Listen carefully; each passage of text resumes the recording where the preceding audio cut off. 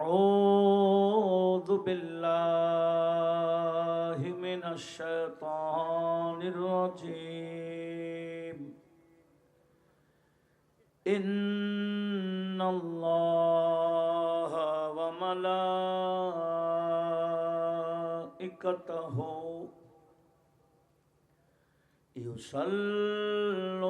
يصلون على النبي يا أيها الذين آمنوا صلوا عليه وسلموا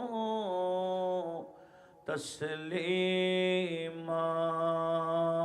صلى الله على سيدنا محمد وآله وصحابه وسلم اللهم صل على سيدنا مولانا محمد وعلى آل سيدنا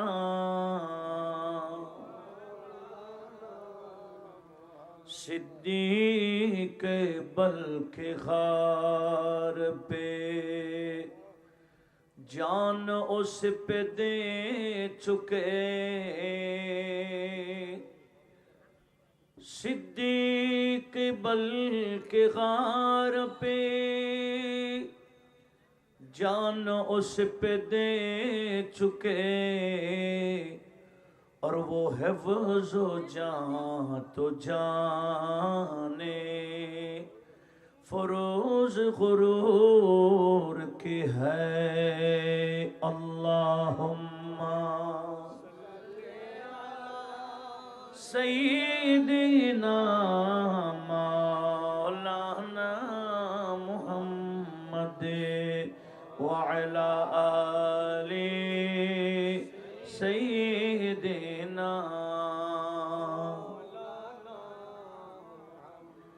मौला अली निवारी तेरी नींद पे नमाज और वो जो असर आला खतर की है अल्लाहुम्मा सल्ले अला मौलाना मुहम्मद व अला आले सय्यिदिना साबित हुआ कि जुमला फराइज़ फुरू है साबित हुआ कि जुमला फराइज़ फुरू है असलुल उसूल बंदगी उस ताजवर की है अल्लाहुम्मा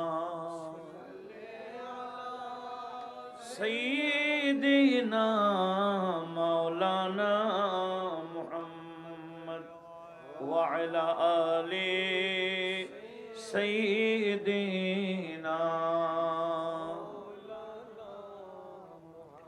अल्हम्दुलिल्लाह वस्सलातु वस्सलामु अला रसूलिल्लाह पत्रकार गौसिया कमेटी बांग्लादेश আনোয়ারা বটতলী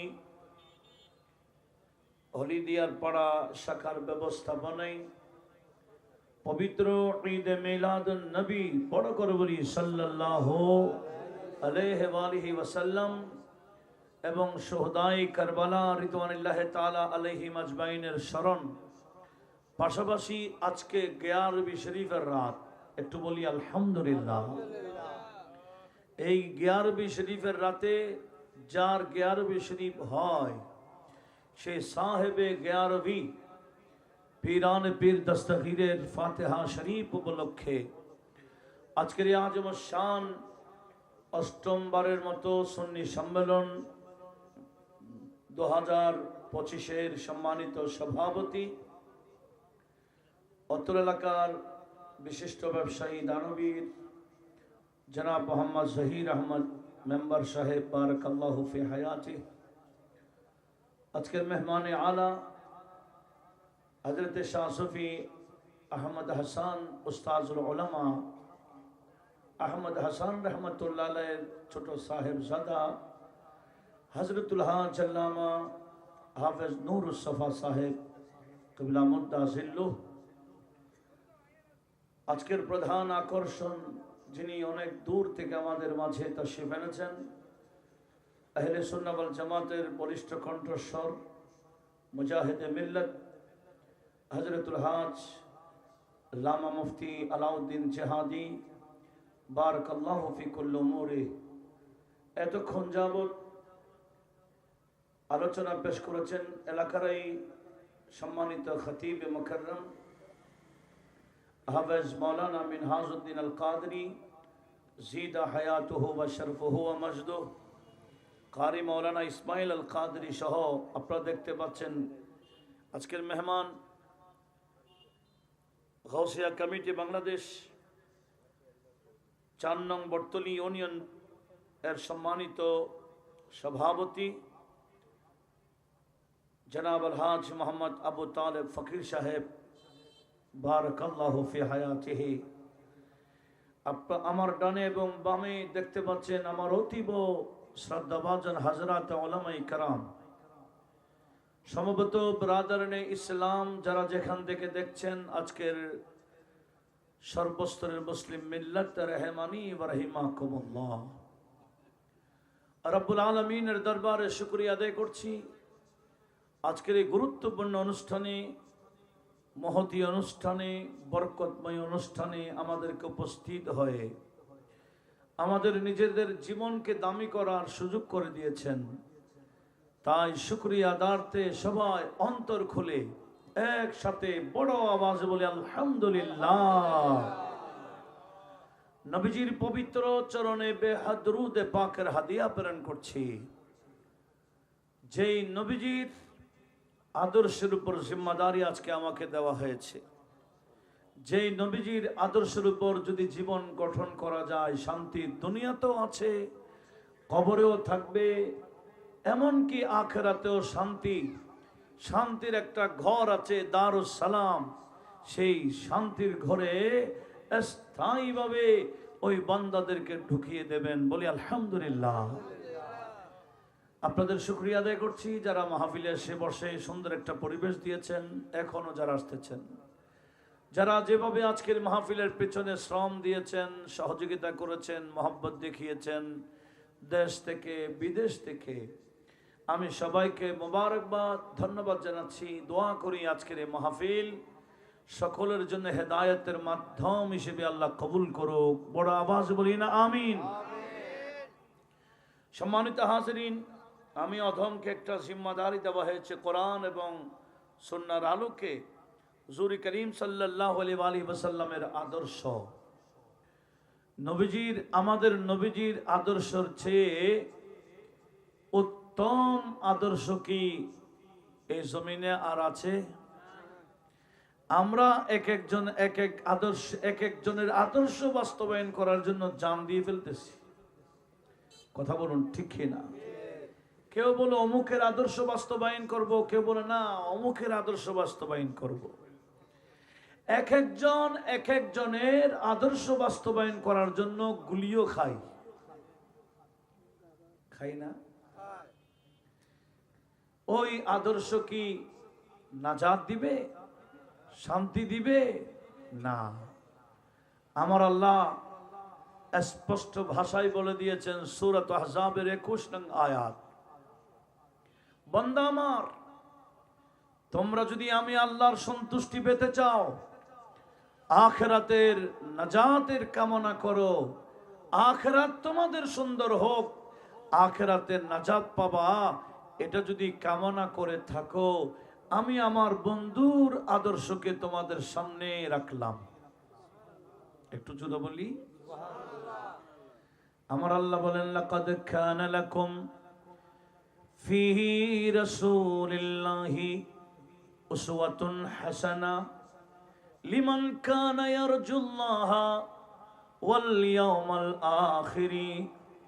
রব্বুল আলামিন বললেন লিমান কানা ইয়ারজুল্লাহ, যারা আমি আল্লাহকে, আমার সন্তুষ্টি, আমাকে রাজি করতে চাও, ওয়াল ইয়াউমাল আখির, আখিরাতের কামিয়াবি যদি তোমরা কামনা করো, আর আমি আল্লাহ তোমাদের সামনে আমার বন্ধুর আদর্শকে রাখলাম।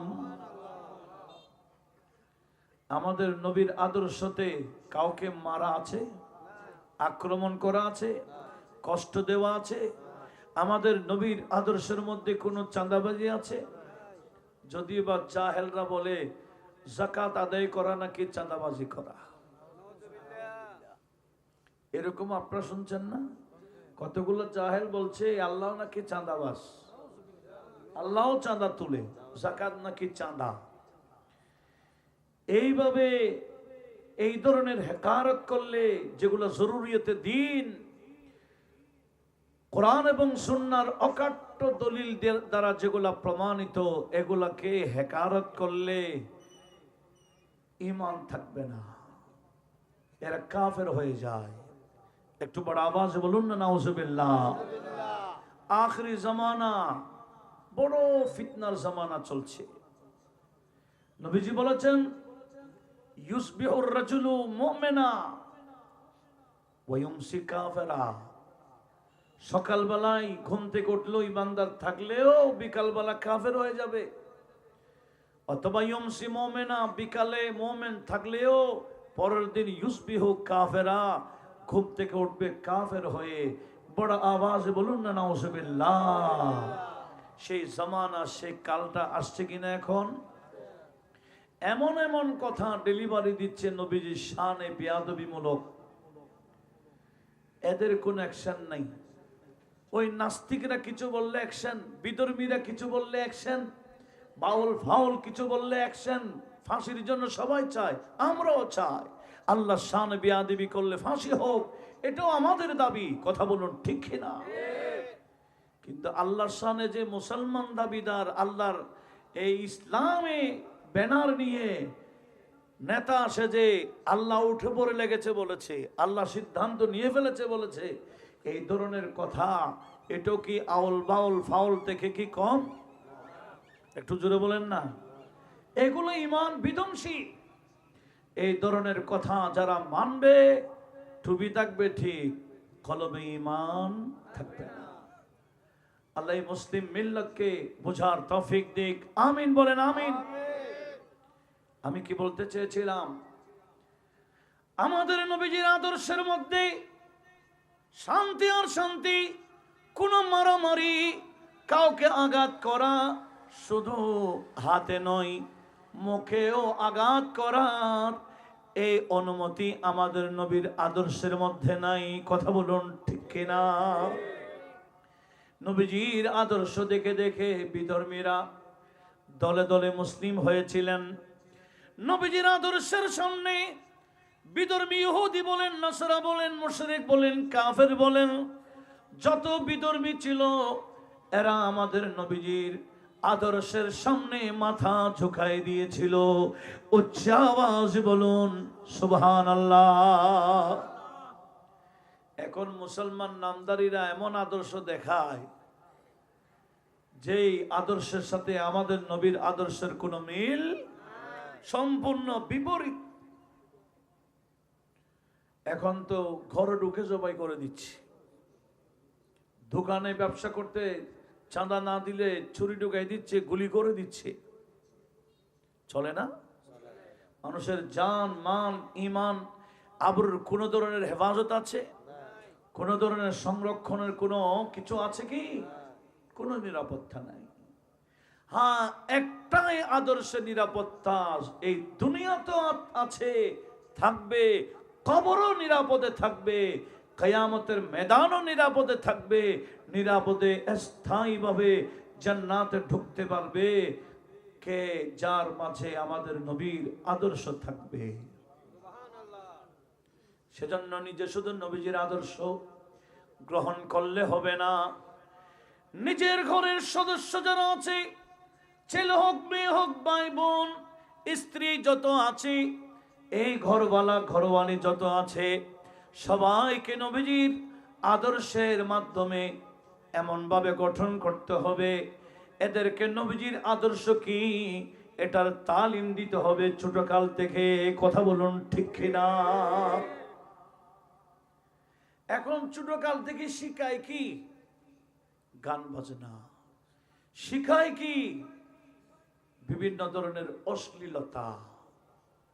এই যে পরীক্ষা শেষ হবে এক সপ্তাহ পর, মা বাবা ছেলে মেয়েদেরকে নিয়ে কোথায় চলে যাবে? কক্সবাজার। কথা ঠিক নয় কি? বিনোদনের জন্য কক্সবাজারে যাবে। কাকে নিয়ে যাবে? ছোট ছোট বাচ্চাদেরকে নিয়ে যাবে। কে? মা বাবা। এমন একটা দৃশ্য দেখাবে, দেখবে যুবক যুবতী একে অপরকে চেপে ধরছে পানির ভিতরে। সে মনে করবে এগুলা স্বাভাবিক, এগুলো কোনো গুনাহের কাজ না। যদি গুনাহের কাজ হতো আমার মা বাবা এগুলো আমাকে দেখাইতো না। সে যখন বড় হবে সে ওই কাজটাই লিপ্ত হবে।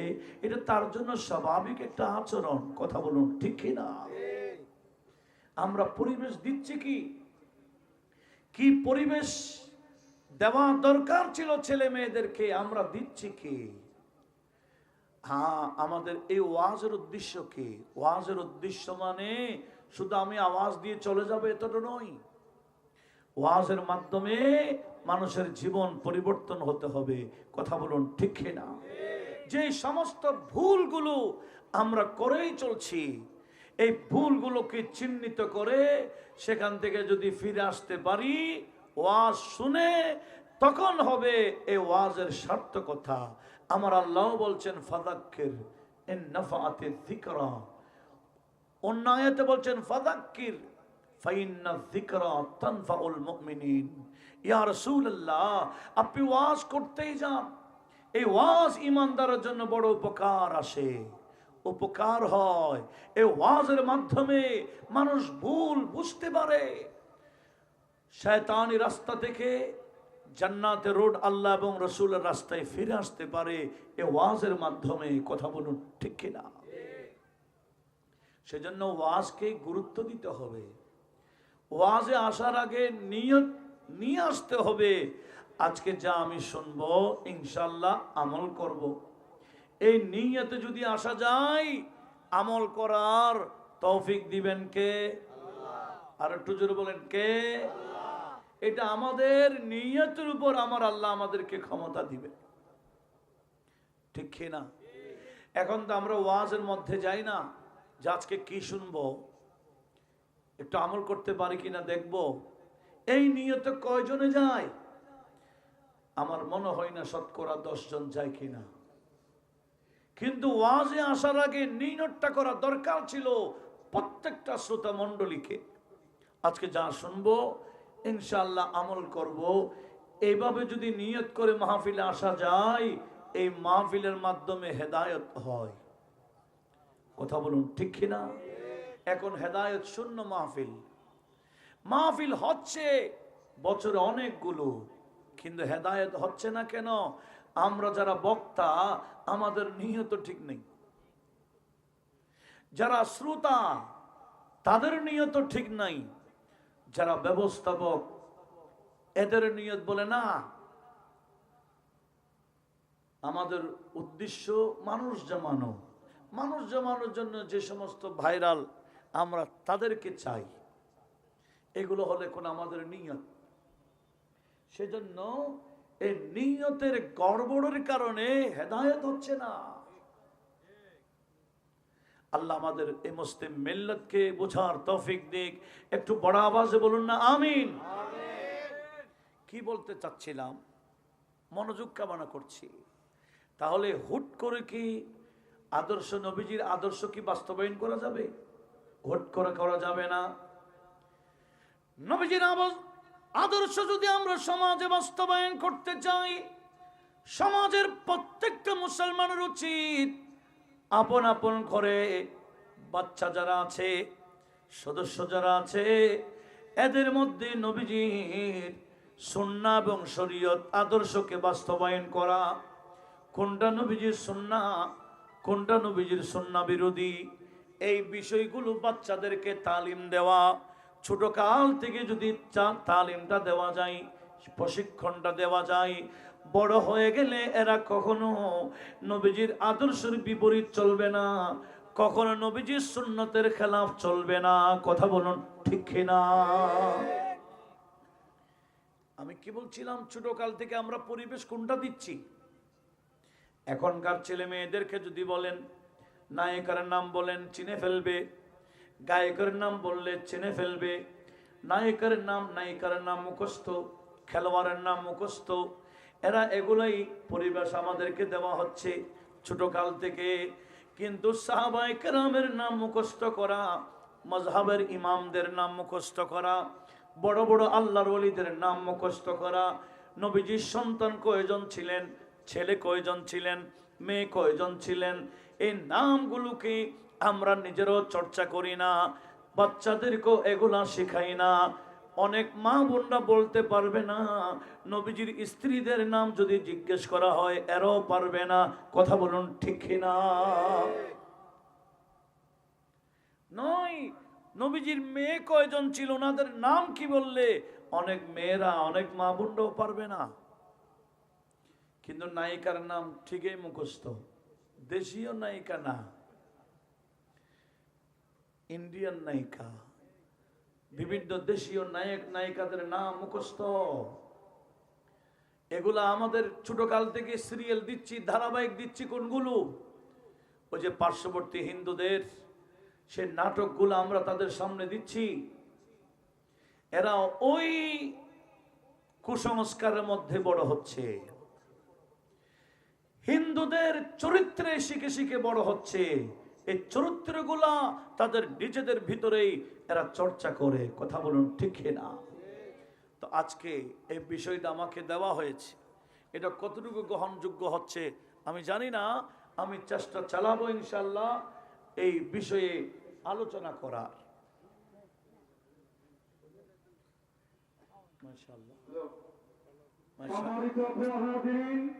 আমাদের মাঝে উপস্থিত হয়েছেন আজকের ১৮তম সুন্নি সম্মেলনের সম্মানিত মেহমান আলা হুজুর আল্লামা শাহ সুফি আহমদ হাসান রহমতুল্লাহ আলাইহির ছোট সাহেবজাদা শ্রদ্ধাভাজন আলহাজ মাওলানা মোহাম্মদ হাফেজ মুস্তাফা সাহেব মাদারুল আলী। আমি হুজুরকে আজকের মাহফিলের পক্ষ থেকে ধন্যবাদ জানাচ্ছি।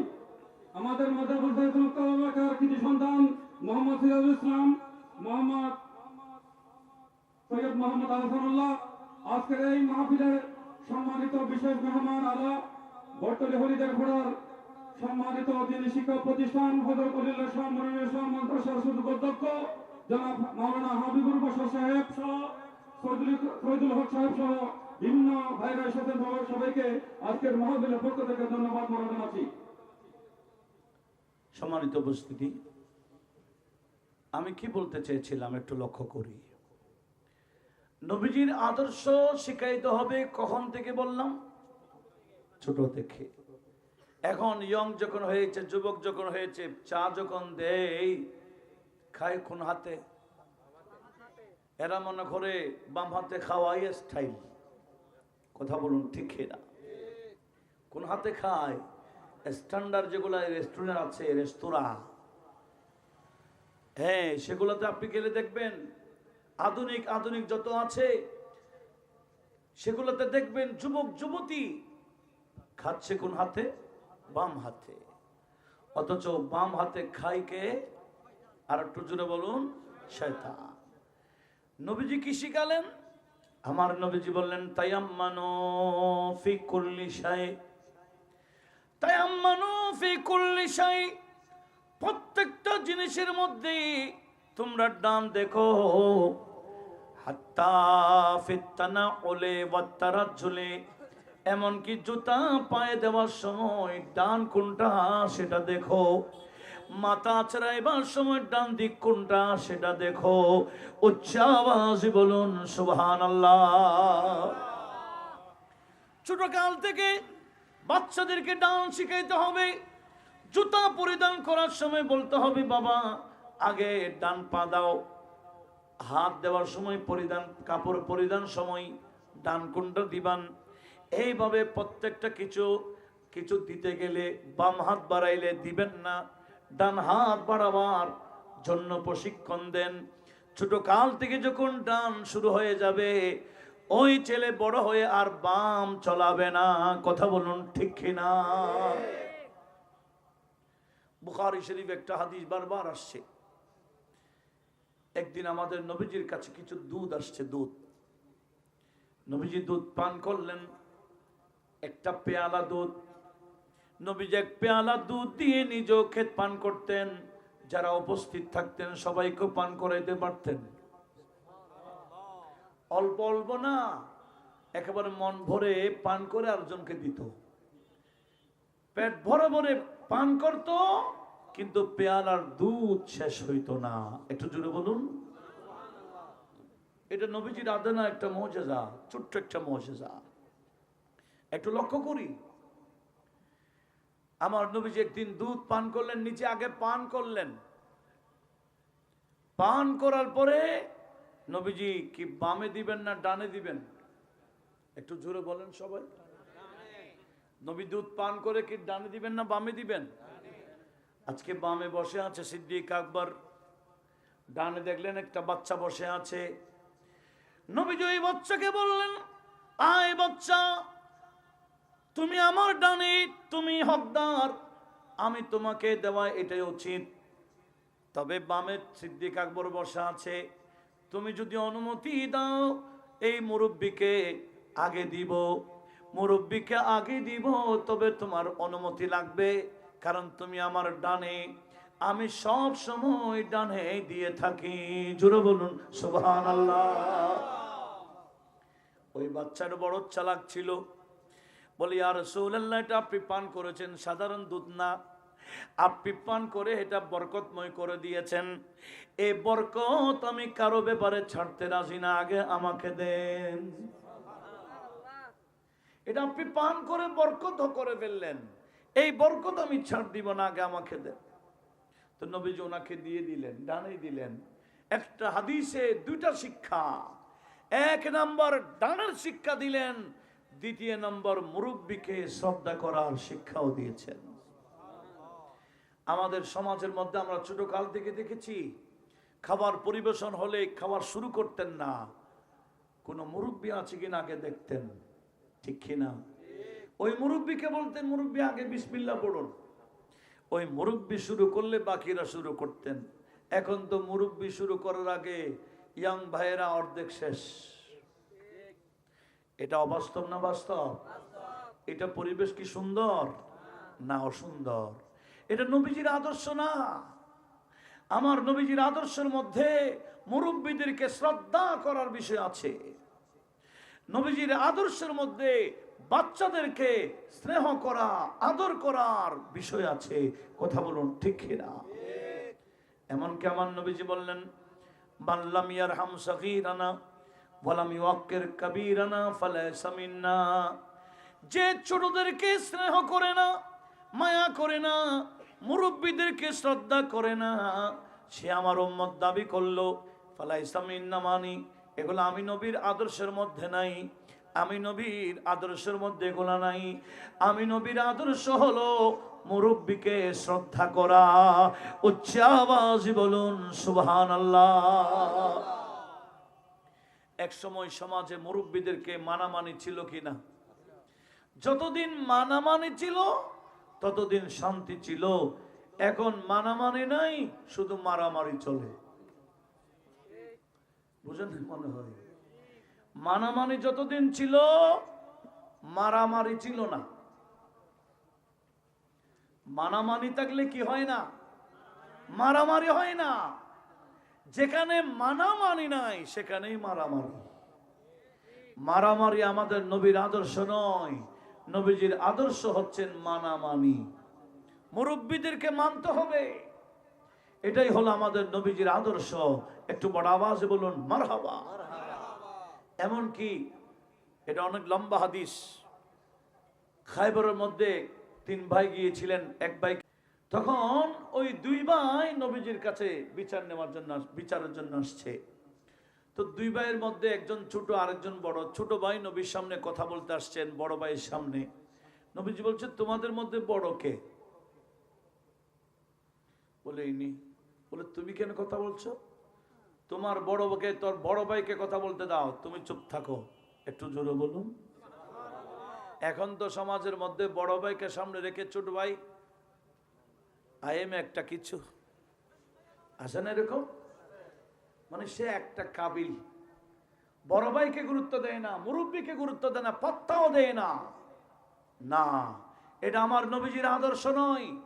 নবীজি বলছেন, এই আমার সাথে কথা বললে যিনি বলো তা বড় যিনি, ওনাকে কথা বলতে দাও, তুমি চুপ থাকো। একটু বড় আওয়াজে বলুন। নবীজি এই ভুলগুলো ধরিয়ে ধরিয়ে কিয়ামত পর্যন্ত উম্মতের জন্য আদর্শ শিক্ষাচ্ছেন। কত সুন্দর আদর্শ! এগুলা যদি থাকতো, এই মানামানে যদি সমাজে থাকতো, আগে আমরা দেখতাম মুরব্বী একজন আসলে সাইকেল নিয়ে গেল, নেমে গেছে। এই পরিবেশ আপনারা দেখেন নাই?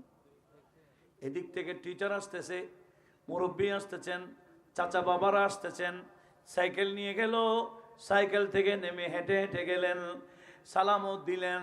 এবার বলেন ওই মুরব্বীকে বলতে হবে, মুরব্বী আমাকে একটু দোয়া করবেন, এরকম বলতে হবে? এই আচরণে দোয়া আসবে কিনা? এই মুরব্বীদের প্রতি যখন এই আদর্শ দেখাবেন, এইভাবে সম্মান দেখাবেন, এদের অন্তর থেকে দোয়াটা এসে যাবে। মানুষের দোয়ার মাধ্যমে, আল্লাহর নেক বান্দাদের দোয়ার মাধ্যমে অনেক বদকার নেককার হয়ে যায়। এমনকি তকদিরে খারাপে থাকলেও দোয়ার বদলতে আমার আল্লাহ তকদির পাল্টিয়ে, খারাপে থাকলেও খারাপ পাল্টাই দিয়ে ভালাই লিখে দেয় এই দোয়ার বদলত। সেজন্য মানুষ কামিয়াব হয় দোয়ার মাধ্যমে। দোয়া আমাদের দরকার আছে কিনা?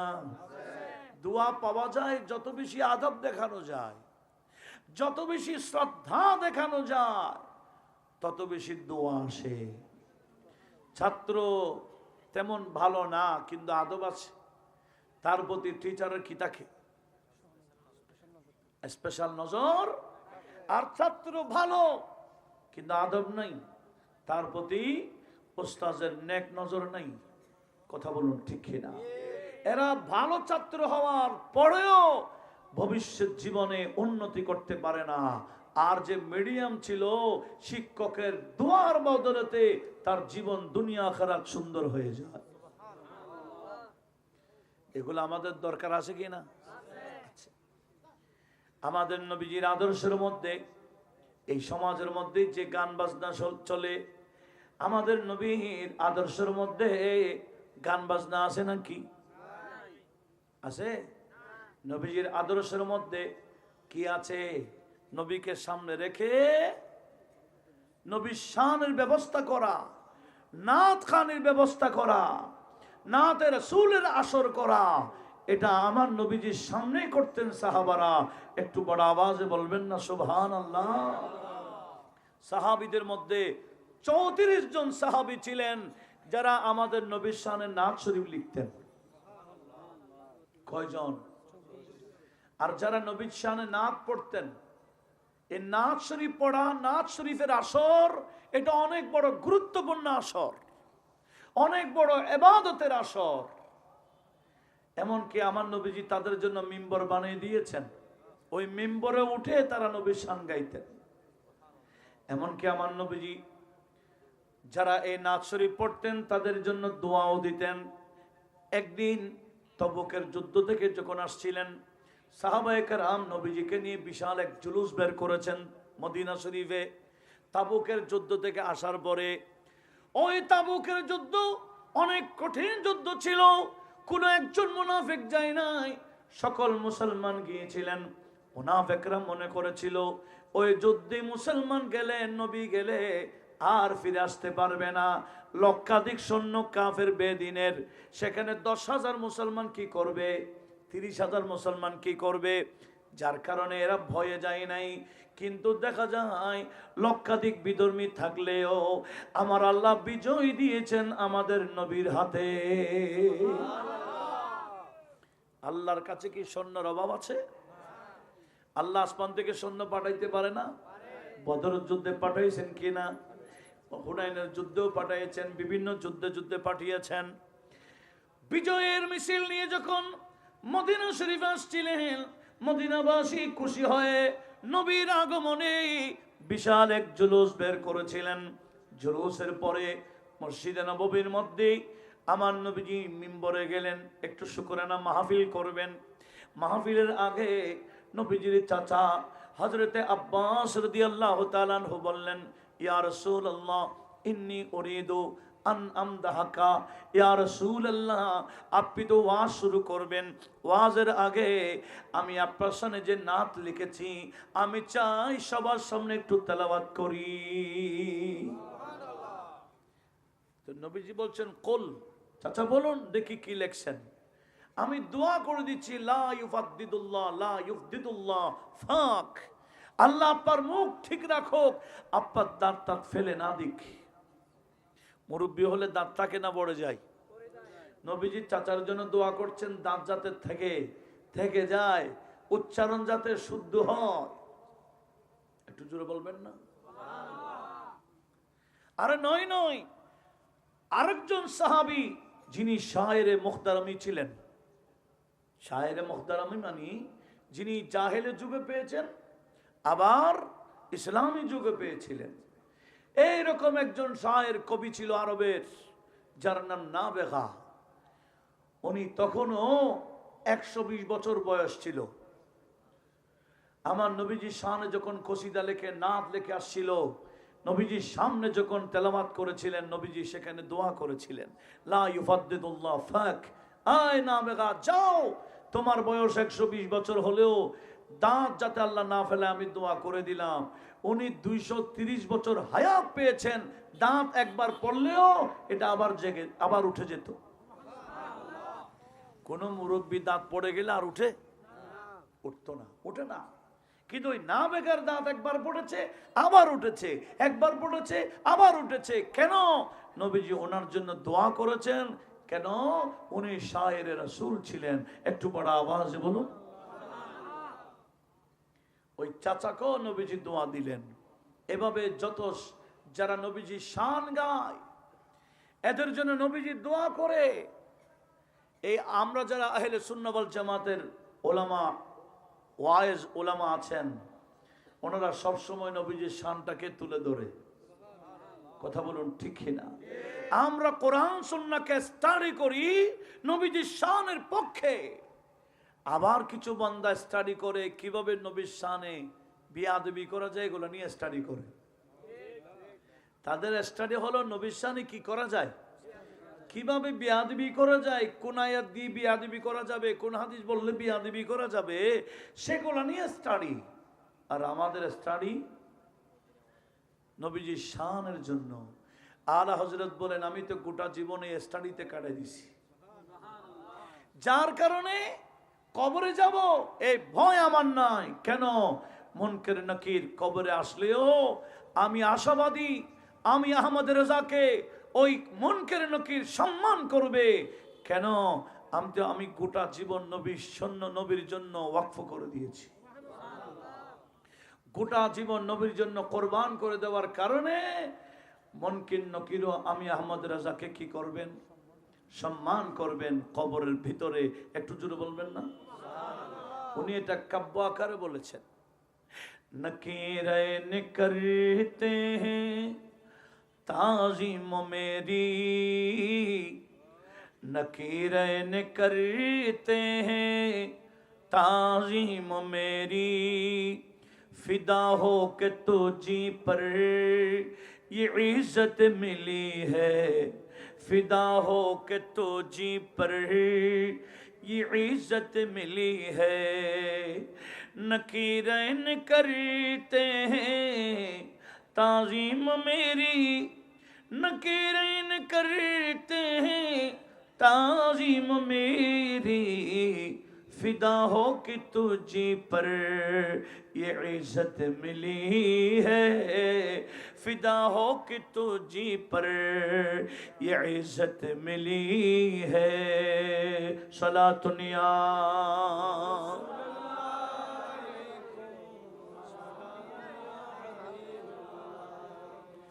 আলা হযরত বলেন আমার দাম বেড়ে গেছে, শুধু দুনিয়াতে না কবরে গেল আমার সম্মান বেড়ে যাবে, মুনকির নকিরের তাজিম করবে। কেন? জানটা নবীর জন্য দিয়েছি বিদায়। সে আলা হযরত আমাদেরকে বলছেন তোমরাও জানটা নবীর জন্য দিতে পারো কিনা দেখো। কোন নেতা নেত্রীর জন্য গুলি খাইও না, গুলি খাইলেও নবীর পক্ষে খাও, ঠিক না? রাজি নাই? বলে এটাতে রাজি হবে না। গুলি খাইলো নবীর পক্ষে খান, গলা কাটলো নবীর পক্ষে কাটো। দাম কমবে না বাড়বে? জান দে দো ওয়াদায়ে दीदार पर, जान दे दो वादाए दीदार पर, जान दे दो वादाए दीदार पर, जान दे दो वादाए दीदार पर, नकदो अपना दाम हो ही जाएगा, नकदो अपना दाम हो ही जाएगा, जाएगा जाएगा हाँ जाएगा हाँ जाएगा, नकदो अपना दाम हो ही जाएगा। सलातुनिया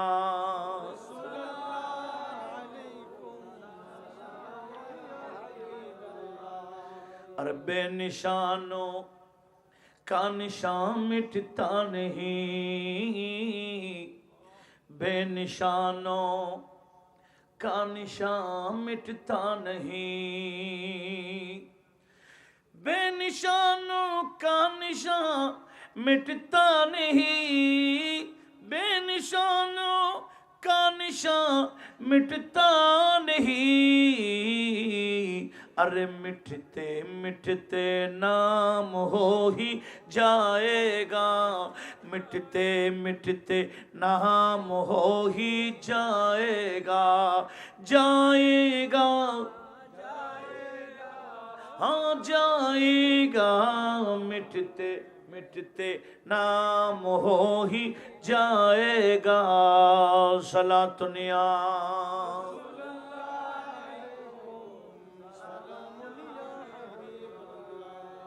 আমি কি বলতে চেয়েছিলাম, নবীর পক্ষে জান দিলে, নবীজির আদর্শ বাস্তবায়ন করার জন্য কোরবান হলে ওই সমস্ত বান্দাদের শান দুনিয়া তো বাড়ে, কবরেও বাড়ে, কিয়ামতেও বাড়তেই দরকার আছে কি না? আমরা দুনিয়াতে নবীজির আদর্শ বাস্তবায়ন করব, বলেন ইনশাআল্লাহ। এই আদর্শ বাস্তবায়ন করতে মানুষ কম হোক সমস্যা নাই, আমি নিজে ঠিক থাকি। আমি আমার ফ্যামিলিকে নবীজির আদর্শ ফ্যামিলির ভিতরে বাস্তবায়ন করি। প্রত্যেকে আপন আপন ফ্যামিলির ভিতরে যদি নবীজির আদর্শ ঢুকাই দিতে পারেন, গোটা সমাজ নবীজির আদর্শতে ভরপুর হয়ে যাবে। কথা বলুন ঠিক কিনা? কিন্তু এখন তো বলে বিয়ে করা নবীর সুন্নাহ, নবীর আদর্শ। আচ্ছা ভালো কথা, তো বিয়ের আগে ব্যান্স করা কার আদর্শ? বিয়ের আগে ব্যান্স করা, প্যাকেজ করা, ডিজে করা, নারী পুরুষ নাচা, পুরুষরা গিয়ে মেয়েকে মেহেন্দি পড়ানো, মেয়ে গিয়ে পুরুষকে মেহেন্দি পড়ানো, এগুলা কার আদর্শ? এগুলা বিধর্মী। বিধর্মীদের কাছে কোনো শরীয়ত না। কথা বলুন ঠিক কিনা? আমাদের সমাজের মধ্যে বিধর্মী কালচারগুলা ঢুকাই দিয়েছি, নবীজির আদর্শগুলাকে বের করে দিয়েছি। যৌতুক যেটা বলছে এটা হিন্দুদের একটা কুপ্রথা। ইসলামের মধ্যে যৌতুক বলতে কিছু, কিন্তু ওই হিন্দুদের কুপ্রথা আমাদের সমাজে ঢুকাই দিয়েছি। কথা বলুন ঠিক কিনা? বিয়ে দেওয়ার ক্ষেত্রে কি আদর্শ বাস্তবায়ন করতে হয় সেটা আমার নবীজি আপন কন্যা ফাতেমাতুজ জাহরা রাদিয়াল্লাহু তাআলা আনহাকে বিয়ে দিয়ে নবীজি প্রমাণ দিয়েছেন, প্র্যাকটিক্যাল। কথা বলুন ঠিক কিনা? কোন মেয়ে সুন্দরী হইলো মা ফাতেমাতুজ জাহরার চেয়ে বেশি সুন্দরী হবে? দামি হলো মা ফাতেমাতুজ জাহরার থেকে কি বেশি দামি হবে? কিন্তু এই ফাতেমাতুজ জাহরাকে আমার নবীজি বিয়ে দিয়েছেন কিভাবে? এই আদর্শ সমাজে বাস্তবায়ন করার দরকার আছে কিনা? প্রত্যেকটা বাবার উচিত ফাতেমাতুজ জাহরা রাদিয়াল্লাহু তাআলা আনহার আব্বা কে একটু বললাম, আমাদের নবীজি।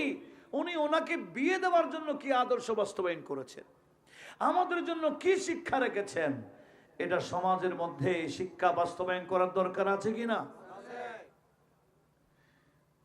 স্বামী একজন ঠিক করেছেন, অনেক প্রস্তাব আসছিল, কিন্তু মাওলা আলী শের খোদা যখন প্রস্তাব দিয়েছেন আমার নবীজি খুশি হয়ে গেছেন। বলেন, এ আলী, ইন্নাল্লাহ আমারানি আন উযাওযিজা ফাতিমাতা বিক, আমি নবীকে আল্লাহ হুকুম দিয়েছেন ফাতেমাকে যাতে তুমি আলীর সাথে বিয়ে দিই। দেখেন তো নবীজি হযরত আলী রাদিয়াল্লাহু তাআলা আনহুকে বিয়ে দিচ্ছেন ফাতেমা, দুজনের মধ্যখানে বিয়ে দিবেন। বিয়ের খরচ কি? হযরত আলীকে বলে, আলী, ফাতেমাকে বিয়ে দিলে তো মাহার দিতে হবে, কি দিবি দাও। হাদিসে হাসিদ তার কয়েকটা কিতাবে রয়েছে, তিরমিজি শরীফ, আবু দাউদ শরীফ, নাসাই শরীফও রয়েছে। কি?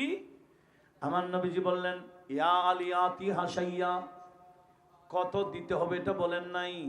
আমরা তো বলি না 30 লাখ লাগবে, 25 লাখ লাগবে, 20-এর কমে হবে না। এটা কি নবীর আদর্শ? একটু জোরে বলেন। এটার নাম জুলুম। এই জুলুম প্রথা সমাজের মধ্যে সমাজপতিরা বসে এই জুলুমটা প্রতিষ্ঠা করছে কিনা বলেন।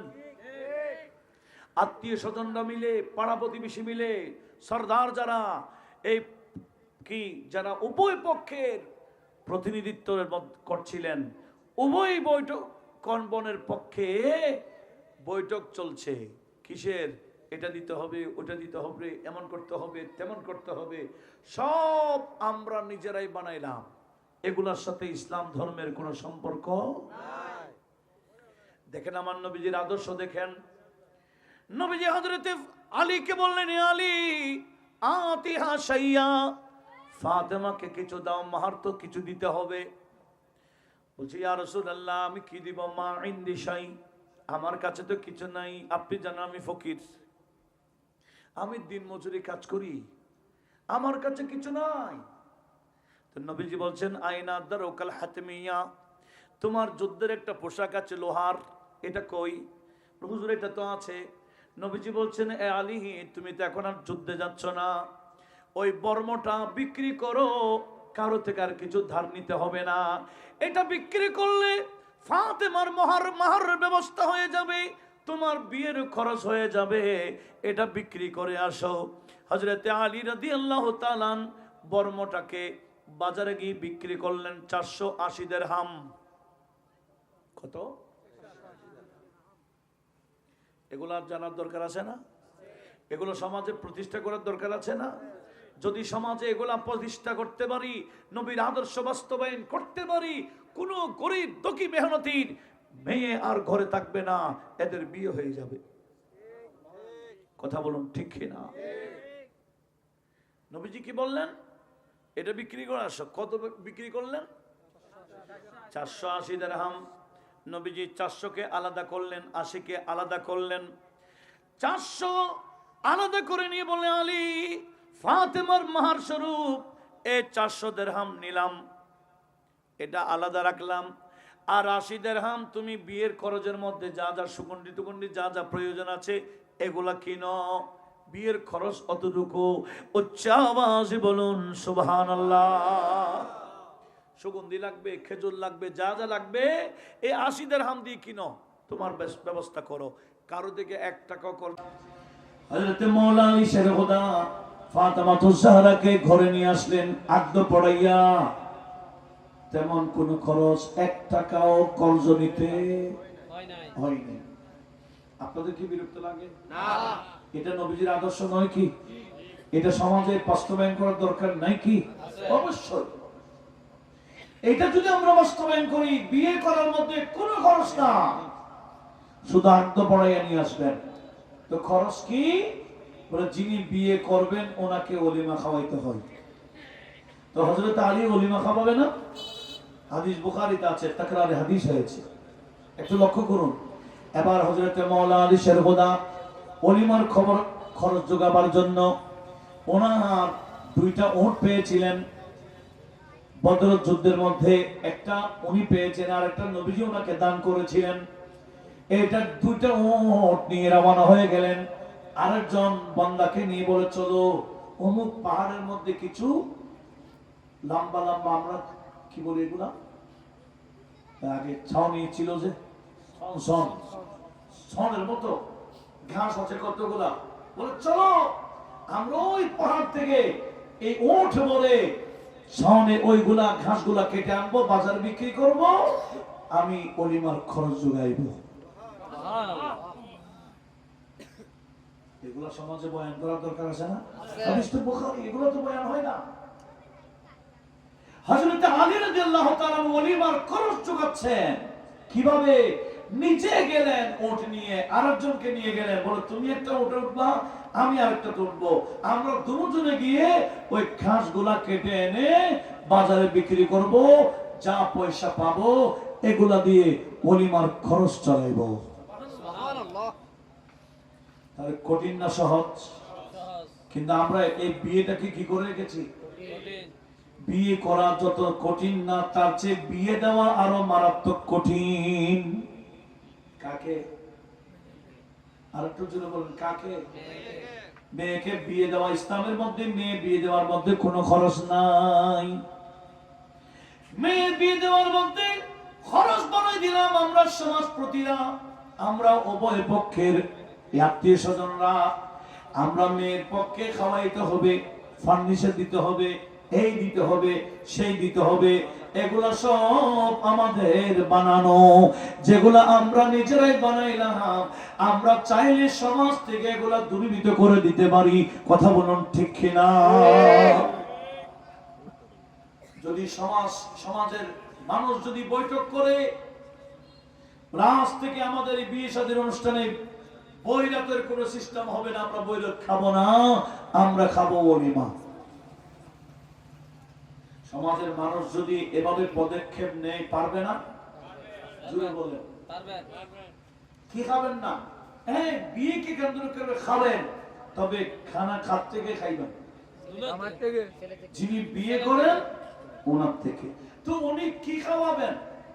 ওনার সাধ্য অনুযায়ী উনিকে একটা টাইল আইটেম দিতে হবে এরকম না। দরকার বশত মেজবানে খাওয়াই দেন।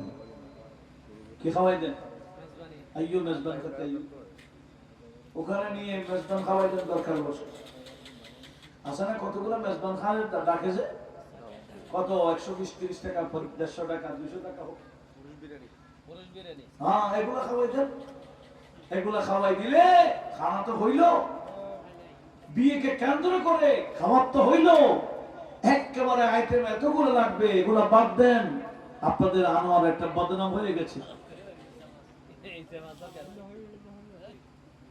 একটা। এগুলা বাদ দেন। চিংড়ি মাছ এগুলা বাদ দেন। সহজ করে দেন, বিয়েকে সহজ করে দেন। আমরা সামাজিক ভাবে চাইলে বিয়ে সহজ হইতে পারে কিনা, এটা সম্পূর্ণ আমাদের উপর।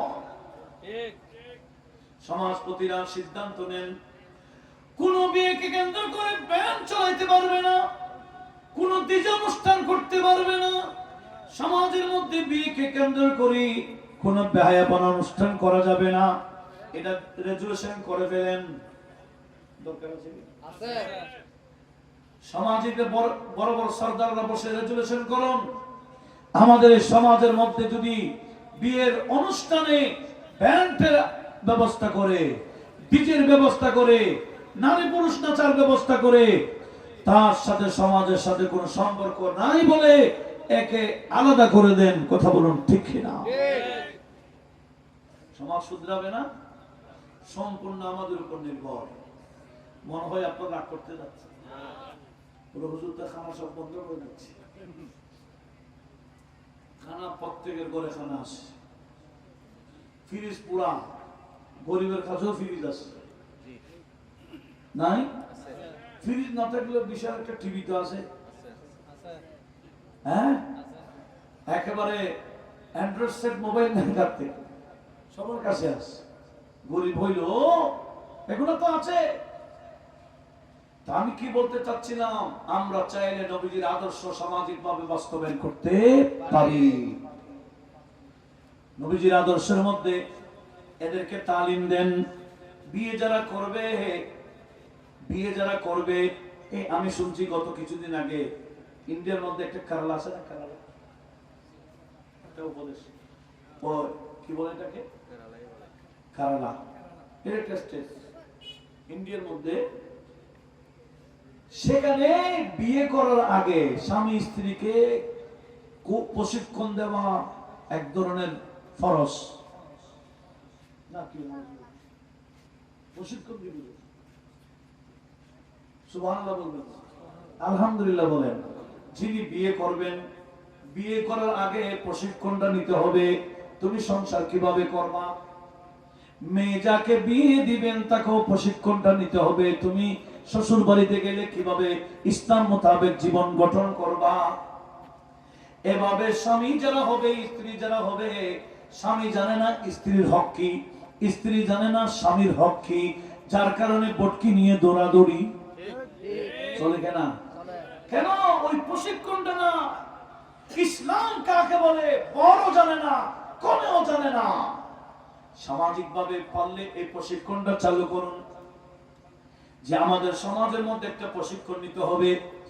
সংসার করার আগে ইসলাম মোতাবেক সংসার কিভাবে করবেন, কয়েক ঘন্টার একটা প্রশিক্ষণ দিলে বা এক সপ্তাহের একটা প্রশিক্ষণ দেন, 10 মিনিট 15 মিনিট করে করে দেখবেন ওই ছেলে বিয়ে করার পরে তার ওইভাবে যখন ওই প্রশিক্ষণের আলোকে জীবনটাকে গোছাবেন, তখন ওই স্বামী স্ত্রীর মধ্যে কোনো মারামারি হবে না, তালাকও হবে না। ওই কেরালার মধ্যে নাকি কোনো তালাকের সিস্টেম নাই, কোনো তালাকের সিস্টেম। কেন? এরা এমন ভাবে প্রশিক্ষণ দেয়, স্বামী স্ত্রীর হক বুঝে, স্ত্রী স্বামীর হক বুঝে, এক অবস্থা অপরের অবস্থা বুঝে, কেউ কারো প্রতি রাগ দেখাই না।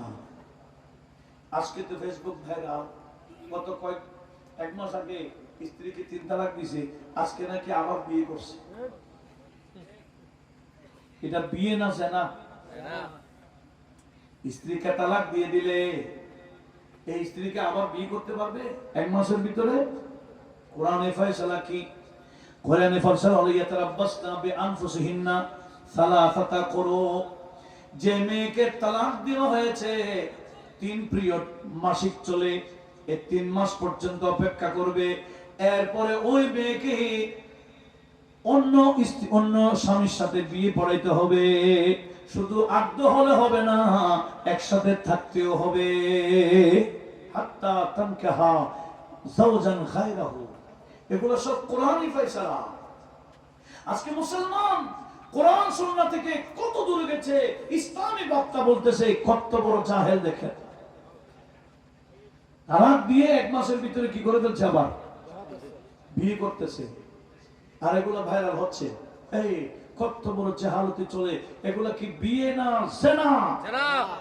ওই মেয়েকে 3 মাস পরে আরেকজনে বিয়ে করবে, তারপরে উনি তালাক দেবেন।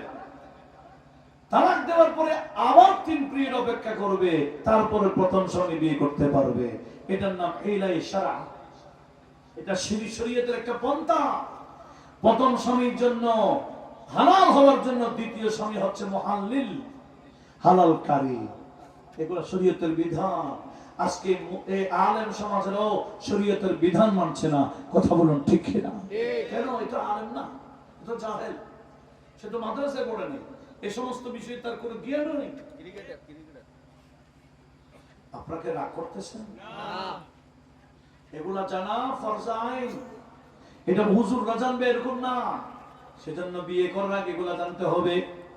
তালাক কিভাবে দিতে হয়, কোন তালাক আফজল তালাক, এমনি তো আফজল তালাকের মধ্যে আফজল নাই, মানে তালাক দেওয়ার মধ্যে একটা পদ্ধতি আছে, আছে কি না? আফজল হালালিয়াত তালাক বলেছেন নবীজি। আল্লাহর কাছে একেবারে নিকৃষ্ট একটা জায়েজ বিষয় হয়ে, এটার নাম হলো তালাক। জায়েজ কিন্তু আল্লাহর কাছে অতীব নিকৃষ্ট। এখন কথায় কথায় তালাক দিয়ে দেয়, আর আমাদের কাছে আসে কান্দে, মামা তো তালাক কেন দিলা, কাঁদছো কেন? আবার তালাক দেওয়া, ডিভোর্স দেওয়া, এটা একটা সামাজিক ভাবে বেদি হয়ে গেছে। কথা বলুন ঠিক কিনা? কেন? নবীর সুন্নাহ, নবীর আদর্শ না। এই বিয়ে করার আগে নবীর আদর্শ কি? আমার নবীজি স্ত্রীদের সাথে কি আচরণ করেছেন, কোরআন সুন্নাহর আলোকে এদেরকে প্রশিক্ষণ দিতে হবে। আর স্ত্রীদের উচিত স্বামীর হক কি এগুলা জানা, স্বামীর অধিকার কি এগুলা নিয়ে চর্চা করা। এই জ্ঞান অর্জন করলে ওই স্ত্রী কখনো স্বামীর দিকে হাত বাড়াবে না, বড় আওয়াজে কথাও বলবে না। কথা বলুন ঠিক কিনা? কি ওয়াজ কি কঠিন হয়ে যাচ্ছে? দরকার আছে, এই ওয়াজের দরকার আছে না? সমাজে আওয়াজ নাই, আওয়াজ চলছে আওয়াজ। এই ওয়াজ আমরা বাস্তবায়ন করতে পারলে এই সমাজে শান্তি, এই দুনিয়া তো শান্তি, কবর আখিরাত তো শান্তি আর শান্তি। তো কি বলতে চেয়েছিলাম, ছেলে মেয়েদেরকে কিভাবে লালন পালন করবেন সেখানে নবীজির একটা প্রশিক্ষণ আছে কিনা? আমার নবীর পক্ষ থেকে আমাদেরকে প্রশিক্ষণ দেওয়া হয়েছে। আমার নবীজি প্রশিক্ষণ দিয়েছেন, আমাদেরকে বললেন তোমরা বাচ্চাদেরকে প্রশিক্ষণ দিবা, বিশেষ করে আদিবু আওলাদাকুম বিসালাসাতি খিসাল, তোমরা বাচ্চাদেরকে তিনটা বিষয়ে তালিম দাও। কয় বিষয়ে? এক নম্বর বিহুব্বি নবিয়িকুম, তোমাদের নবীর মহব্বতের তালিম দাও বাচ্চাদেরকে। ওয়া আওলাদে নবিয়িকুম, তোমাদের নবীর আওলাদের মহব্বতের তালিম দাও। কিরাআতুল কোরআন, কোরআন কিভাবে তেলাওয়াত করবে বিশুদ্ধভাবে, এটার প্রশিক্ষণ দিতে হবে বাচ্চাদেরকে। আমার নবীজি বললেন কোন বাচ্চাকে কিছু দান করা, মোবাইল দান করা, টাকা দেওয়া, এই দেওয়া সেই দেওয়া, যত কিছু উপহার দেই সর্বশ্রেষ্ঠ উপহার হলো বাবা তার ছেলেকে উপহার দেবে। এটার নাম আদব। এটার নাম কি? বাবা মা বাবার পক্ষ থেকে ছেলে মেয়েদেরকে যে উপহার দেওয়া হয় ওই উপহারের নাম কি? মা বাবা যদি ছেলেদেরকে ছোটকাল থেকে আদব শিখায়, যুবক হওয়ার পরে ছেলে কখনো বেয়াদব হবে? আজকে ছেলেরা মেয়েরা বেয়াদব হচ্ছে কেন? অনেক ছেলে বাবা মানে না, মা মানে না, মুরব্বী মানে না। কথা বলুন ঠিক নেই? এগুলা কেন হচ্ছে? কারণ আমার নবীজি বলেন, আয় আমার উম্মতেরা তোমাদের ছেলেদেরকে আদব শিখাও। এখন তো কিছু বেয়াদব বাড়িছে, আদব করতে দেখলে বলে শিরিক, আদব করতে দেখলে বলে কি? আমরা মুরব্বীদেরকে পা ধরে একটু সালাম করি, করি কিনা? এটার নাম আদব। এটার নাম কি? পা ধরে সম্মান করা, এটার নাম কি? আদব। এটা সাহাবারা শুধু পা ধরতেন না, সাহাবারা আমার নবীর কদমে চুমু খাইতেন, হাতও চুমু খাইতেন। এমনকি মাওলা আলী শের খোদা, এটা ইমাম বুখারী আল আদব আল মুফরাদে নোট করেছেন, মাওলা আলী শের খোদা প্রায় সময় ওনার চাচা হযরত আব্বাস রাদিয়াল্লাহু তাআলা আনহুর কদমে চুমু খাইতেন। চুমু খাওয়া কোথায়? হাতে এবং পায়ে। এখন তো পায়ে আমরা চুমু খাই না, পা ধরে হাতে চুমু খাই, ইসলাম করি। কি করি? যেমন নাকি কাবা শরীফের পাশে একটা কি আছে, হাজরে আসওয়াদ, এটাকে একটা নাম তাকবীর। চুমু খাওয়া এটা তাজিম, সম্মানের জন্য। আরেকটা হলো চুমু খাইতে গেলে আমাকে চেপে মেরে ফেলবে, আমি দূর থেকে ইসলাম করবো বা কিছু দিয়ে কিছু লাগাইয়া লাঠি টাঠি ওখানে লাগাইয়া ওটা থেকে চুমু খাইলাম, এটার নাম ইসলাম। আমরা তো সরাসরি চুমু খাই না, আমরা মা বাবা মুরব্বীদের কদম উস্তাদের কদম ধরে কি করি, সালাম করি, আদব দেখাই। আর ইমামে মুসলিমের চেয়ে কি আমরা বেশি বুঝি নাকি? মুকদ্দমাতে বুখারীতে রয়েছে কি ইমামে মুসলিম ইমাম বুখারীর ছাত্র ছিলেন। ইমামে মুসলিম একদিন ইমাম বুখারীকে বললেন, হুজুর আপনার কদম আমার দিকে বাড়িয়ে দেন, আমি আপনার কদমে চুমু খাবো। ইমামে মুসলিম ইমাম বুখারীর কদমে কি খাইতে চায়? আর এরা বলে বেদাত শিরক কত কিছু। কেন? এগুলা বলার কারণ হলো অল্প বিদ্যা ভয়ঙ্কর। কথা বুঝা যায়? আমার নবীজির দরবারে আদব অনেক বড় স্থান ছিল। সাহাবায়ে কেরাম নবীজির প্রতি খুব বেশি আদব দেখাইতেন। নবীজি বলছেন তোমরা বাচ্চাদেরকে আদব শেখাও, আদব। আদবটাকে বেশি গুরুত্ব দিয়েছেন।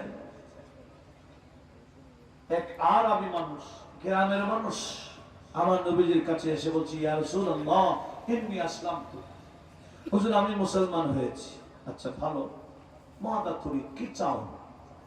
হুজুর আপনি আমাকে কিছু অলৌকিক দেখান, আমি মুসলমান হয়েছি, অলৌকিক কিছু আপনার থেকে দেখলে আপনার প্রতি মহব্বতটা আরো বাড়বে। নবীজি বললেন আমি দেখাবো না, তুমি কি দেখতে চাও সেটা দেখাবো, আমি নিজ থেকে দেখাবো না। তুমি কি দেখতে চাও সেটা আমাকে বলো, আমি সেটাই দেখাবো। উচ্চ আওয়াজে বলুন সুবহানাল্লাহ। ওই গ্রামের মানুষের আকল বুদ্ধি থাকলো কোথাও থাকে। ওই গ্রামের মানুষ বললেন, ইয়া রাসূলুল্লাহ ওই যে দূরে একটা গাছ দেখা যায়, দেখি গাছটা ডাকেন তো, আপনার ডাকে আসে কিনা দেখি। নবীজি বললেন আমি ডাকবো না। তো তুমি গিয়ে গাছটাকে বলো, গা এ গাছ তোকে নবীজি ডাকতেছে। ওই গ্রামের মানুষ দৌড়তে দৌড়তে গাছের কাছে গিয়ে বলে, আশজারাতু আজিবি রাসূলুল্লাহি সাল্লাল্লাহু আলাইহি ওয়াসাল্লাম, এ গাছ তোকে নবীজি ডেকেছেন, নবীজির আহ্বানে সাড়া দে। এতটুকু বলতে গাছ একবার সামনে ঝুঁকে গেল, আরেকবার পিছনে, একবার ডানে আরেকবার বামে, চতুর্দিকে ঝুঁকে ঝুঁকে গাছের শিকড় নরম করে মানুষের মতো গর্ত থেকে উঠে মানুষ যেভাবে হাঁটে এরকম হাঁটতে হাঁটতে নবীজির সামনে এসে আরবি ভাষায় নবীজিকে আসসালামু আলাইকা ইয়া রাসূলুল্লাহ বলে সালাম প্রদান করলো। কে? তো আমি সালাম দিল কি না দিল কি?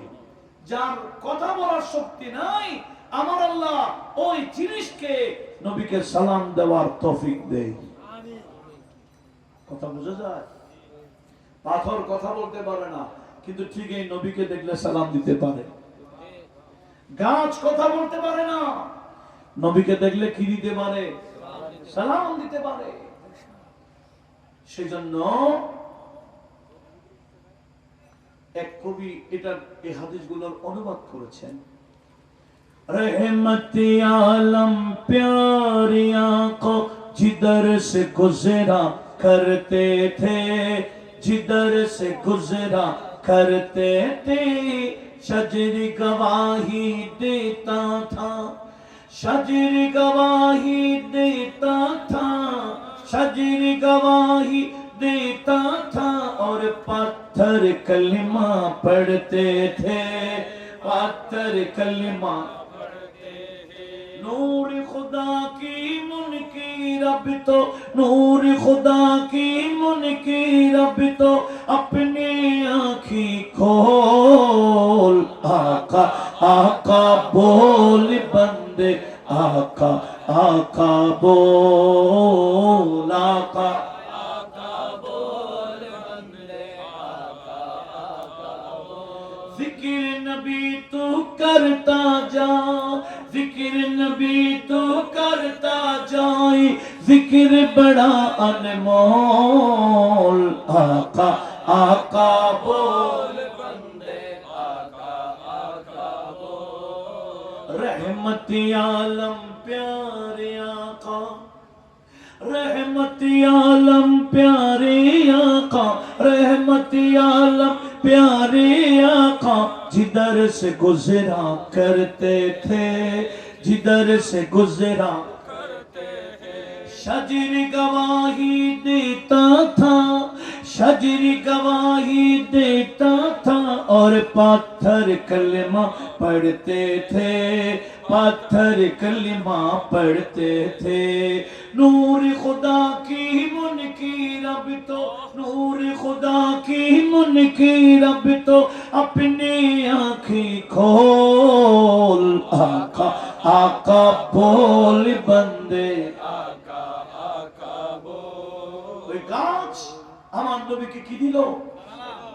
ওই গ্রামের মানুষগুলো হাসবে হাসবে, ইয়া রাসূলুল্লাহ যথেষ্ট যথেষ্ট লাগবে না, গাছটাকে আপন জায়গায় চলে যেতে বলুন। নবীজি ইশারা করতে দেন নাই, গাছ যে জায়গা থেকে আসছিল আপন জায়গায় গিয়ে আগের মতো দাঁড়িয়ে গেল। উচ্চ আওয়াজে বলুন এটা কি স্বাভাবিক না অস্বাভাবিক? এটা অলৌকিক, ঠিক না?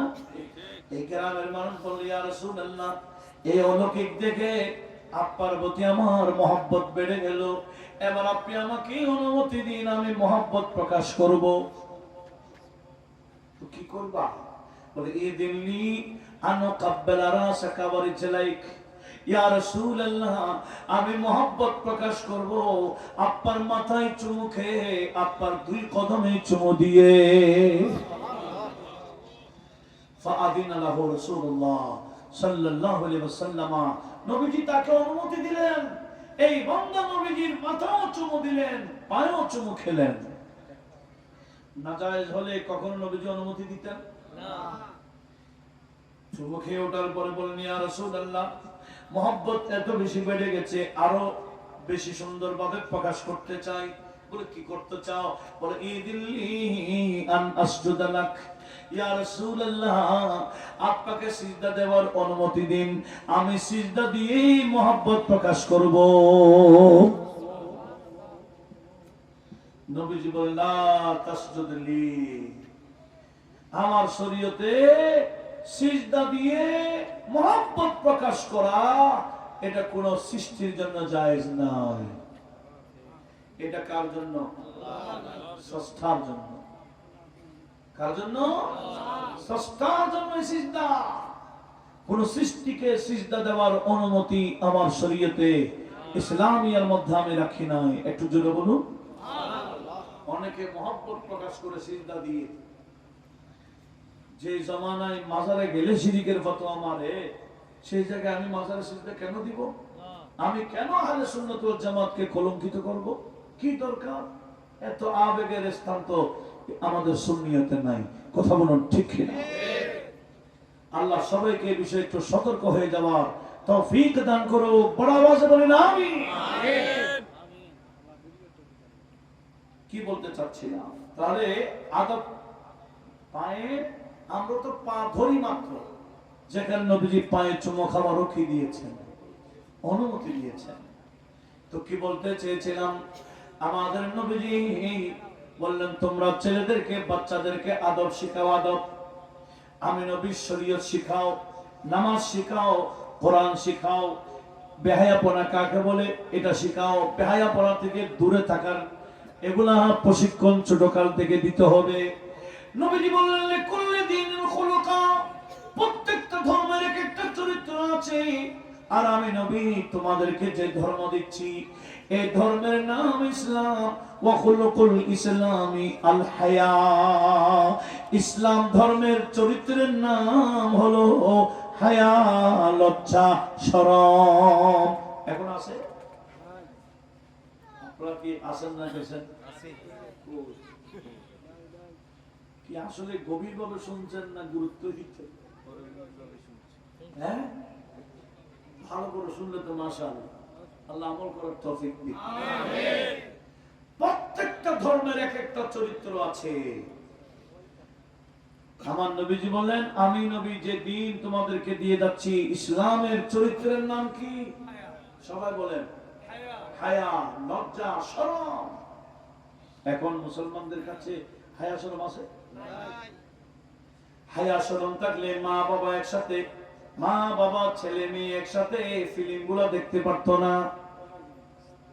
দেখে কিনা? হায়া থাকলে মা বাবা ছেলে মেয়ে ভাই বোন ছোট ভাই বোন একসাথে কক্সবাজারে গিয়ে বেহায়াপনা দেখতে পারতো না। কথা বলুন ঠিক কিনা? হায়া থাকলে কখনো বিয়ের সাথের মধ্যে নারীরা বেপরদাই এভাবে যেতে পারতো না। মেয়েদেরকে শুধু বউ না, ওল্ড বউ, হবু বউ, যত বউ এদেরকে সাজাইয়া প্রদর্শনী দেয় কিনা? আপনাদের এদিকে নাই মনে হয়? বিউটি পার্লার নাই, ক্লাব নাই, একটা দুঃখ তো ক্লাবের বাস দিয়ে ঢুকছিল। এখন তো ক্লাবের মধ্যে কি যে বেহায়াপনা চলে। অনেক ক্লাবের মধ্যে নারী পুরুষের কোনো ভিন্নতার পরিবেশও নেই, পর্দার কোনো সিস্টেমই রাখে নাই। কথা বলুন ঠিক কিনা? হ্যাঁ, তাকে কখনো নারী পুরুষ এক টেবিলে কখনো পানাহার করতে পারতো না। এখন খাচ্ছে কিভাবে? বলে হায়া তো নাই। হায়া আমাদের সমাজ থেকে বিদায় দিয়ে ফেলেছি। হায়া থাকলে কখনো এই বিয়ে শাদীর অনুষ্ঠানে বেহায়াপনা করতে পারতো না। এই বিভিন্ন এই যে স্কুল কলেজের মধ্যে বাৎসরিক শেষে যখন ছুটি হয়, পরীক্ষা যখন শেষ হয় বা ক্লাস যখন শেষ হয়ে যায়, এই মেয়েরা ছোট ছোট বাচ্চা, এই ছেলেরা মেয়েরা একে অপরের কাপড়ের মধ্যে রেখে দেয়, রং মারামারি করে, বিভিন্ন এটার নাম বলে র্যাক ডে নামে বিভিন্ন বেহায়াপনা শিক্ষা প্রতিষ্ঠানে চলে কিনা? কেন? হায়া নাই। এই বেপরদাইর কারণে আজকে হায়া কাকে বলে আমরা ছোটকাল থেকে মেয়েদেরকে পর্দার তালিম দিই না। এটা দুষ্কার। আমাদের মা বাবার গার্ডিয়ানদের উচিত ছিল এই যে আধুনিকতার নামে উপযুক্ত ছেলে কতগুলো হাফ প্যান্ট পরে ঘুরে নাই? কি পরে ঘুরে? হাফ প্যান্ট পরে পরে ঘুরতেছে। কেন কেন কেন বলেন তো? হায়া না। না পুরুষের কাছে হায়া আছে, না নারীর কাছে হায়া আছে। এই যে কতগুলো মানুষের সাথে সামনে মোবাইলে কথা বলছে, আমি আসি কোথায়, জায়গা একটা নাম বলছে, সে আসে বত্তলিতে। এরকম হয় না? সবার সামনে এতগুলো মানুষের সামনে যে মিথ্যা বলছে, কেন? হায়া। এই হায়ার প্রশিক্ষণ দিতে হবে বাচ্চাদেরকে। এই ছোটকাল থেকে প্রশিক্ষণ যদি আমরা দিয়ে থাকি, মেয়েদেরকে তাহারাতের পবিত্রতা এগুলা প্রশিক্ষণ মা বাবাকে দিতে হবে। এগুলাকে ইসলামী যেগুলা ফরায়েজ আছে, তালাবুল ইলম ফরিজাতুন আলা কুল্লি মুসলিমিন ওয়া মুসলিমাতিন, শুধু মুসলমান নয়, মুসলিমা যারা আছে মহিলা, এদেরকেও কতটুকু ইলম অর্জন করা ফরজ। নামাজ কিভাবে পড়বে, পবিত্রতা কিভাবে অর্জন করবে, এইভাবে বিয়ের পরে স্বামীর সাথে কি আচরণ করবে, কেমন আচরণ করবে, এই বিষয়গুলা প্রশিক্ষণ দেওয়া এটা মা বাবার বড় জিম্মাদারি। কথা বলুন ঠিক নেই? এখন আমাদের সমাজে এগুলো আছে? এগুলো নাই বিদায় শান্তিও নেই। ওই অল্প অল্প কতগুলো মেয়েকে বিয়ে দেয়, এরা শ্বশুর বাড়িতে গিয়ে মারামারি শুরু করে। অনেক সময় দেখা যায় বিষ খাই ফেলে। ঠিক কিনা? অনেক আছে। কেন? বিয়ে কি বুঝে না, সংসার কি বুঝে না, এটা কত বড় ইবাদতের বিষয় এটা বুঝে না। স্বামীর খেদমত করলে কি যে ফজিলত আছে এটা তো বুঝে না। আমার নবীজি বললেন, কোন স্ত্রী যদি স্বামীর কাপড় ধুয়ে দেয় মহব্বত করে, নাক ছেড়ে ছেড়ে কিভাবে মহব্বতে স্বামীর কাপড় ধুয়ে দিলে আমার আল্লাহ ওই নারী 2000 গুনাহ মাফ করে দেই, 2000 সওয়াব দান করে, এমনকি 2000 মর্তবা মর্যাদা বাড়িয়ে দেয়। নয় সূর্যের কিরণ যে সমস্ত জিনিসের উপর পড়ে ওই সৃষ্টি ওই মেয়ের জন্য ক্ষমা প্রার্থনা করে। প্রয়োজন আছে কিনা বলেন? যদি প্রয়োজন মনে করেন আখিরাতের নাজাত, কবরের নাজাত আপনি যদি চান, তাহলে এদেরকে এভাবে নবীজির শরীয়ত সুন্নাতের মাধ্যমে গায়েব করা